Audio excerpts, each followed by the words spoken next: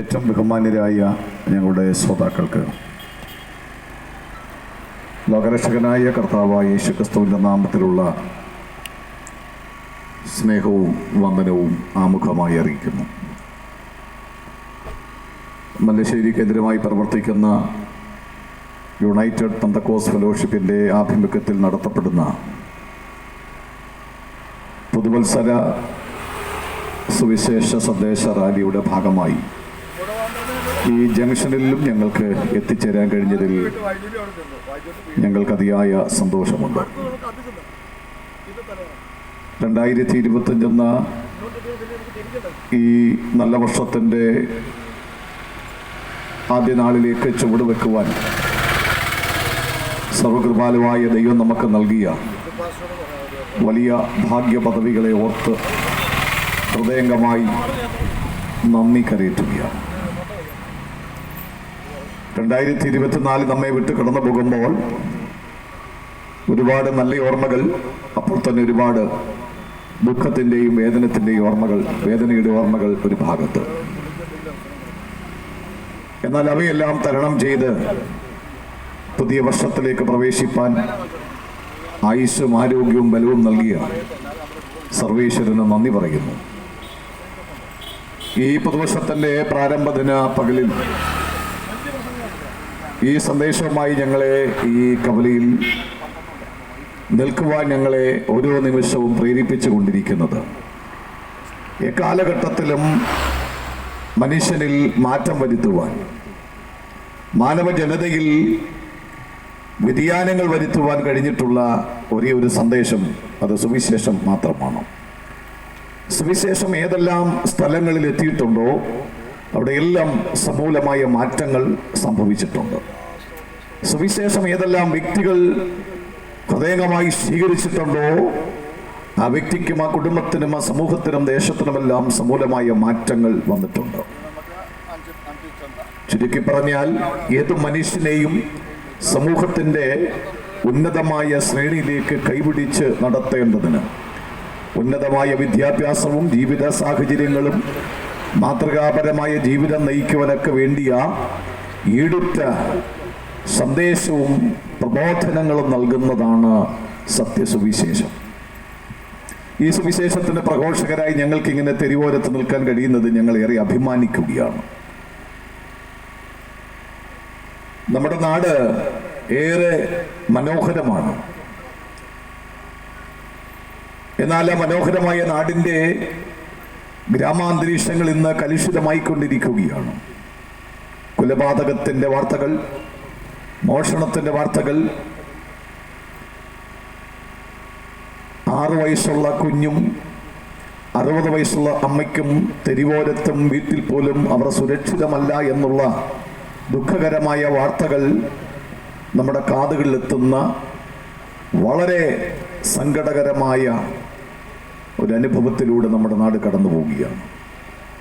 എന്തിനേറെ പറയുന്നു, സ്വന്തം ചോരയിൽ പിറന്ന കുഞ്ഞിനോട് പോലും കരുണയും കനിവും ദയവുമില്ലാതെ പെരുമാറുവാൻ പിതാക്കന്മാരും സഹോദരന്മാരും ഒക്കെ മാറിക്കൊണ്ടിരിക്കുന്ന വല്ലാത്ത കിരാതമായ ഇരുള് നിറഞ്ഞ അന്ധകാരനിബിഡമായ ഒരു കാലഘട്ടത്തിലൂടെ നാം യാത്ര ചെയ്തുകൊണ്ടിരിക്കുകയാണ്. എങ്ങ് നോക്കിയാലും ഇരുൾ മൂടിയ അനുഭവങ്ങൾ, ബന്ധങ്ങൾക്ക് മൂല്യമില്ലാതെ കുടുംബാന്തരീക്ഷങ്ങൾ സംഘർഷഭരിതമായി മാറിക്കൊണ്ടിരിക്കുന്ന കാഴ്ചകൾ. ഈ തൊട്ടടുത്ത ദിനത്തിൽ മാധ്യമങ്ങളിൽ നാം വായിച്ച വാർത്തയല്ലേ, പണം ആവശ്യപ്പെട്ട കൊച്ചുമകന് പണം കൊടുക്കാതിരിക്കുമ്പോൾ, നല്ല കാര്യത്തിനല്ല അവൻ പണം ആവശ്യപ്പെടുന്നത് കൊണ്ട് കൊടുക്കാൻ മടിക്കുമ്പോൾ പെറ്റമ്മയെയും വലിയപ്പച്ചനെയും ദാരുണമായി കൊലപ്പെടുത്തി നാടുവിട്ടുപോയ 22കാരൻ്റെ വാർത്തയും നമ്മൾ പത്രങ്ങളിൽ വായിച്ചതാണ്. ഇങ്ങനെ മാതൃത്വത്തിന് വില കൽപ്പിക്കാത്ത, ബന്ധങ്ങൾക്ക് മൂല്യം കൽപ്പിക്കാതെ മനുഷ്യൻ സ്വാർത്ഥനായി മാറിക്കൊണ്ടിരിക്കുന്ന ഒരു കാലഘട്ടം ഏത് മേഖലയിൽ നോക്കിയാലും നമുക്കത് കാണാൻ കഴിയുന്നു. കലാലയങ്ങളിലായാലും ജോലി മേഖലകളിലായാലും ഏത് മേഖലകൾ പഠിച്ചാലും മനുഷ്യൻ സ്വാർത്ഥനായി കൊണ്ടിരിക്കുന്ന ഒരു വല്ലാത്ത കാലഘട്ടം.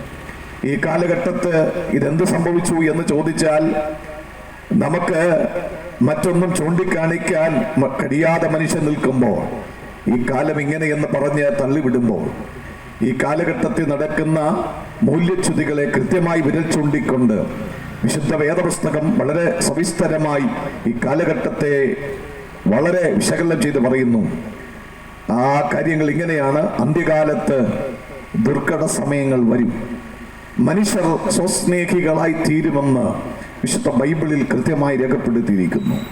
മനുഷ്യൻ സ്വാർത്ഥനാകാനുള്ള കാരണം, മനുഷ്യൻ സ്വന്തം താല്പര്യങ്ങൾക്ക് വേണ്ടി അപരനെ ഇല്ലായ്മ ചെയ്യാൻ മടിയില്ലാത്തവനായി മാറാനുള്ള കാരണം സ്വാർത്ഥത എന്ന ചിന്ത മനുഷ്യനിൽ ഉടലെടുത്തിരിക്കുന്നു. എനിക്ക്, എൻ്റെ, ഞാൻ എന്ന ചിന്തയിൽ മാത്രം മനുഷ്യൻ ചുരുങ്ങി നിന്നിട്ട് ബന്ധങ്ങൾക്കും മൂല്യങ്ങൾക്കും വില കൽപ്പിക്കാതെ സ്വാർത്ഥ താല്പര്യങ്ങൾ നേടിയെടുക്കുന്നതിന് വേണ്ടി അതിന് തടസ്സമായി നിൽക്കുന്നത് ആരായിരുന്നാലും, അപ്പനാകട്ടെ, അമ്മയാകട്ടെ, സഹോദരനാകട്ടെ, ഇനി ബഹുമാനിക്കുന്ന അധ്യാപകരാകട്ടെ, പിതൃതുല്യം സ്നേഹിക്കേണ്ട ദേശത്ത് ആദരിക്കപ്പെടുന്ന പിതാക്കന്മാരാകട്ടെ, ആരുമാകട്ടെ, തൻ്റെ ഇഷ്ടങ്ങൾക്കെതിരായി ആര് നിൽക്കുന്നു എന്ന് കണ്ടാലും അവരെ ദാരുണമായി തകർത്ത് കളയാൻ മടിയില്ലാത്തവനായി ഈ തലമുറ മാറിക്കൊണ്ടിരിക്കുന്ന വല്ലാത്ത ഒരു കാഴ്ച. ഇത് അന്ത്യകാലത്തിന്റെ ലക്ഷണമാണ്. മനുഷ്യർ സ്വസ്നേഹികളാകും. അമ്മയപ്പന്മാരെ ബഹുമാനമില്ലാത്തവരായി ഈ തലമുറ മാറും. ധാർഷ്ട്യക്കാരായി ഈ തലമുറ മാറും. ദൈവഭയമില്ലാത്തവരായി ഈ തലമുറ മാറും എന്ന് വളരെ കൃത്യമായി വിശുദ്ധ ബൈബിളിൽ രേഖപ്പെടുത്തിയിരിക്കുമ്പോൾ, അന്ത്യകാലം എന്ന് ഇവിടെ വിവക്ഷിക്കുന്നത് ഈ കാലഘട്ടത്തിൽ നടമാടുന്ന ഇരുളിന്റെ അനന്തര ഫലങ്ങളായ പാപപ്രവൃത്തികൾ, അതിൻ്റെ വിവിധ നിലയിലുള്ള പ്രവർത്തനങ്ങൾ സമൂഹത്തിൽ നടക്കുമ്പോൾ അതെല്ലാം മനുഷ്യനെ തകർച്ചയിലേക്കും അധാർമികതയിലേക്കും പാപത്തിലേക്കും കൊണ്ടെത്തിച്ചു കൊണ്ടിരിക്കുകയാണ്. പാപത്തിന്റെ പടുകുടിയിലേക്ക് വിശാല വഴിയിലൂടെ സഞ്ചരിക്കുന്ന മനുഷ്യൻ ആ വഴിയിലൂടെ സഞ്ചരിച്ച് സഞ്ചരിച്ച് സഞ്ചരിച്ച് നിത്യമരണത്തിലേക്ക് ചെന്നെത്തുകയാണ്. പാപസ്വഭാവത്താൽ നിറയപ്പെട്ട മനുഷ്യൻ പാപത്തിൽ നിന്ന് മോചനം പ്രാപിക്കാൻ കഴിയാതെ മദ്യത്തിലൂടെ, മയക്കുമരുന്നിലൂടെ, അധാർമികമായ പ്രവൃത്തിയിലൂടെ സഞ്ചരിച്ച് സഞ്ചരിച്ച് സഞ്ചരിച്ച് ജീവിതത്തിൽ എല്ലാവരാലും തള്ളപ്പെട്ട് ഒറ്റപ്പെട്ട് ജീവിതം നയിച്ചു കൊണ്ടിരിക്കുമ്പോൾ, എല്ലാവരാലും ഒരു പ്രത്യേക നിലയിൽ ആ വ്യക്തിയെ കാണുവാൻ തുടങ്ങുന്ന സമയങ്ങൾ ഒറ്റപ്പെട്ടു പോയെന്നുള്ള തോന്നലകത്ത് കയറുമ്പോൾ, ഒരു സുപ്രഭാതത്തിൽ ഒരു ഞാൻ കയറിലോ അല്പവിഷത്തിലോ ജീവിതം അവസാനിപ്പിക്കുന്ന ഒട്ടനവധി ആളുകളെ നമുക്ക് കാണുവാൻ കഴിഞ്ഞിട്ടുണ്ട്. നമ്മുടെ ഗ്രാമാന്തരീക്ഷങ്ങളിൽ, പട്ടണങ്ങളിൽ കാണുവാൻ കഴിഞ്ഞിട്ടുണ്ട്. ഉന്നതമായ വീടുകൾ ഉള്ളപ്പോഴും, സഞ്ചരിക്കുവാൻ ആഡംബര വാഹനങ്ങൾ ഉള്ളപ്പോഴും, ജീവിക്കുവാൻ വേണ്ടുന്നത്ര പണമുള്ളപ്പോഴും, ഉന്നതമായ വിദ്യാഭ്യാസം നേടിയവരും ഒരു ഞാൻ കയറിലോ അല്പവിഷത്തിലോ ജീവിതം അവസാനിപ്പിക്കുന്ന വളരെ സങ്കടകരമായ കാഴ്ചകൾ നാം കണ്ടുകൊണ്ടിരിക്കുന്നു. എന്തുകൊണ്ടത് മനുഷ്യന് സംഭവിക്കുന്നു എന്ന് ചോദിച്ചാൽ, ജീവിതത്തെക്കുറിച്ച് ലക്ഷ്യബോധമില്ലാത്തവനായി മരണം കൊണ്ടെല്ലാം അവസാനിക്കുന്നു എന്ന് ചിന്തിക്കുന്ന മനുഷ്യൻ മരണത്തിനപ്പുറം ഒരു ജീവിതമുണ്ട് എന്ന ആ മഹത്തായ നിത്യസത്യത്തെ മനുഷ്യൻ മനസ്സോടെ മറന്നു കളയുകയാണ്. ഞങ്ങളെ കേൾക്കുന്ന പ്രിയരെ, ഈ ശബ്ദപരിധിയിൽ ജീവിതത്തിൽ ഏതെങ്കിലും ദുഃഖങ്ങളിൽ ആണ്ടുപോയി, എല്ലാം ഇവിടെ അസ്തമിച്ചു, ഇനി സാധ്യതകളില്ല, ഇനി മരണമല്ലാതെ മറ്റൊന്നും മുമ്പിലില്ല, ഇങ്ങനെ ഒരു ജീവിതം എന്തിനെന്ന് പലപ്പോഴും തങ്ങളോട് തന്നെ ചോദിച്ച് ചിലപ്പോഴൊക്കെ ആത്മഹത്യയെ പുൽകുവാൻ മനസ്സെടുത്ത ഒരുങ്ങിയ ചിലരെങ്കിലും ഞങ്ങളെ ശ്രദ്ധിക്കുന്നുണ്ടാകാം. വിളിച്ചു പറയട്ടെ, മാന്യമിത്രമേ, ആത്മഹത്യ പാപമാണ്. എല്ലാ പ്രശ്നങ്ങൾക്ക് പരിഹാരം നൽകുവാൻ, എല്ലാറ്റിനും പോംവഴി തരുവാൻ ഒരുവനുണ്ട്. അത് ഞങ്ങൾ ഉയർത്തുന്ന കർത്താവായ യേശു ക്രിസ്തു മാത്രമാണ്. ഈ ധന്യനായ കർത്താവായ യേശു ക്രിസ്തുവിനെ ഹൃദയത്തിൽ ആര് സ്വീകരിക്കും, അവരുടെ ഉള്ളിൽ നിത്യസമാധാനമുണ്ട്. ക്രിസ്തുവിന്റെ പ്രഖ്യാപനം ഏറെ ശ്രേഷ്ഠമാണ്. എൻ്റെ സമാധാനം ഞാൻ നിങ്ങൾക്ക് തരുന്നു, അത് ലോകം തരുന്നത് പോലെയല്ല. ലോകം തരുന്ന സമാധാനത്തിന് പരിധിയുണ്ട്, പരിമിതികളുണ്ട്.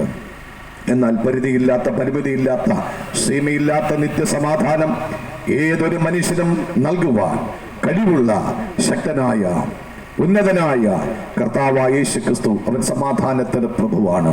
ക്രിസ്തുവിന്റെ ജനനത്തിന് 750 വർഷങ്ങൾക്കപ്പുറം പഴയ നിയമത്തിന്റെ സുവിശേഷകൻ എന്ന പേരിൽ അറിയപ്പെടുന്ന യെശയ്യാവിന്റെ പുസ്തകത്തിൽ ഇങ്ങനെ രേഖപ്പെടുത്തിയിരിക്കുന്നു: നമുക്കൊരു ശിശു ജനിച്ചിരിക്കുന്നു, നമുക്കൊരു മകൻ നൽകപ്പെട്ടിരിക്കുന്നു, ആധിപത്യം അവന്റെ തോളിലിരിക്കും, അവൻ അത്ഭുത മന്ത്രി, വീരനാം ദൈവം, നിത്യപിതാവ്, സമാധാനത്തിന്റെ പ്രഭു എന്ന പേർ വിളിക്കപ്പെടും.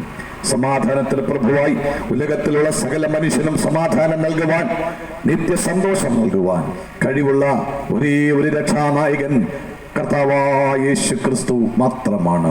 ഈ ക്രിസ്തുവിനെ കൂടാതെയുള്ള ജീവിതം സങ്കടകരമാണ്, ദുഃഖസാന്ദ്രമാണ്, പ്രശ്നകലുഷിതമാണ്. ക്രിസ്തുവുള്ള ജീവിതത്തിന്റെ പ്രത്യേകത, ഏത് ജീവിതത്തിന്റെ അനുഭവങ്ങളിലും ക്രിസ്തുവിൽ സന്തോഷിക്കാൻ കഴിയും. ഈ പ്രതിസന്ധികളെ മാറ്റുമെന്ന വലിയ നിശ്ചയം അവരുടെ അകത്തുണ്ട്. ഈ ഉച്ചയോടെടുക്കുന്ന സമയത്ത് വ്യാപാര സ്ഥാപനങ്ങൾ, വീടുകളിലൊക്കെ ഇരുന്ന് ഞങ്ങളെ ശ്രദ്ധിക്കുന്ന ഞങ്ങളുടെ പ്രിയ ശ്രോതാക്കളോട് സ്നേഹത്തോടെ പറയട്ടെ, ഇന്ന് നിങ്ങളുടെ ഹൃദയത്തിൽ നീറുന്ന നിരവധി കാര്യങ്ങളുണ്ടാകാം. ഇതിന് ശാശ്വതമായൊരു പരിഹാരം ഇല്ലേ എന്ന് ചോദിച്ച് പലപ്പോഴും തേങ്ങിക്കരയുന്ന നിങ്ങളോട് സ്നേഹത്തോടെ ഞങ്ങൾ പങ്കുവെക്കട്ടെ. ആ കണ്ണീർ തുടയ്ക്കുവാൻ യേശു ക്രിസ്തുവിന് കഴിയും. കരയുന്നവരെ ചേർത്ത് പിടിക്കുവാൻ, സമൂഹം തള്ളിയവരെ ചേർത്ത് പിടിക്കുവാൻ കഴിവുള്ള ഈ ധന്യനായ കർത്താവായ യേശു ക്രിസ്തു നിങ്ങളുടെ ഹൃദയത്തിന്റെ തേങ്ങ അറിയുന്നുണ്ട്. ജീവിതത്തിൽ പുറമേ നോക്കുമ്പോൾ എല്ലാ സൗഭാഗ്യങ്ങളുമുണ്ട്. വീടുണ്ട്, വാഹനമുണ്ട്, പണമുണ്ട്, എല്ലാ സൗഭാഗ്യമുണ്ട്. എന്നാൽ ഒരുക്കി വെക്കുന്ന ആഹാരം പോലും സമാധാനത്തോടെ കഴിക്കാൻ കഴിയാതെ തള്ളി നീക്കുന്ന എത്രയെത്ര ദിനരാത്രങ്ങൾ. 24-ൽ എണ്ണിപ്പറയുവാൻ ഒത്തിരി ദിനങ്ങൾ ഒരുപക്ഷെ നിങ്ങൾക്ക് അങ്ങനെ ഉണ്ടായിരിക്കാം. അങ്ങനെയുള്ള രാത്രികൾ എന്നൊക്കെയോ നിങ്ങൾ ജീവിതത്തെ അവസാനിപ്പിക്കാൻ മനസ്സോടെ ഒന്നൊരുങ്ങിയവരായിരിക്കാം. എന്നാൽ ആത്മഹത്യയിലേക്ക് നിങ്ങളെ വിട്ടുകൊടുക്കാതെ ഈ പുതുവർഷത്തിന്റെ ആരംഭ ദിനത്തിലും ഈ സന്ദേശത്തിന് കേൾവിക്കാരായി നിങ്ങളെ സർവശക്തൻ കൊണ്ടിരുത്തിയെങ്കിൽ ഒരു കാര്യം ഉറപ്പിച്ചു കൊള്ളുക: നിങ്ങളുടെ ജീവിതത്തെ മാറ്റിമറിക്കുവാൻ, നിങ്ങളുടെ ജീവിതത്തെ ഉദ്ധരിക്കുവാൻ, നിത്യസമാധാനം നൽകുവാൻ, പ്രശ്നങ്ങളിൽ നിന്ന് ശാശ്വതമായ പരിഹാരം നൽകുവാൻ യേശു ക്രിസ്തുവിന് കഴിയും. കർത്താവ് എല്ലാറ്റിനും പരിഹാരകനാണ്. ആ കർത്താവ് താങ്കളുടെ ഹൃദയ കവാടത്തിൽ നിൽക്കുന്നു. ക്രിസ്തുവിനായി ഹൃദയം തുറന്നു കൊടുക്കൂ.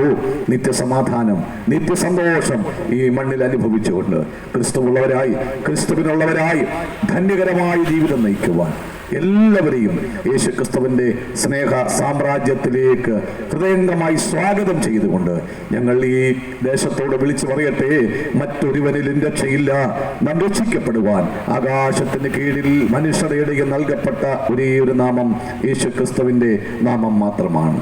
ഈ കർത്താവിനെ ഹൃദയനാഥനായി രക്ഷകനായി അകത്തളത്തിൽ അംഗീകരിച്ചുകൊണ്ട് ഇഹത്തിലെ ജീവിതം ധന്യമാക്കിക്കൊണ്ട് അനന്തതയുടെ പങ്കാളികളായി തീരുവാൻ അഖിലാണ്ടത്തിന്റെ ഇടയിൽ നിങ്ങളെ ആശീർവദിക്കട്ടെ എന്ന് ആത്മാർത്ഥമായി പ്രാർത്ഥിച്ചുകൊണ്ട് എല്ലാവർക്കും ഞങ്ങളുടെ വന്ദനങ്ങൾ അറിയിച്ചുകൊണ്ട് വാക്കുകളിൽ നിർത്തുന്നു.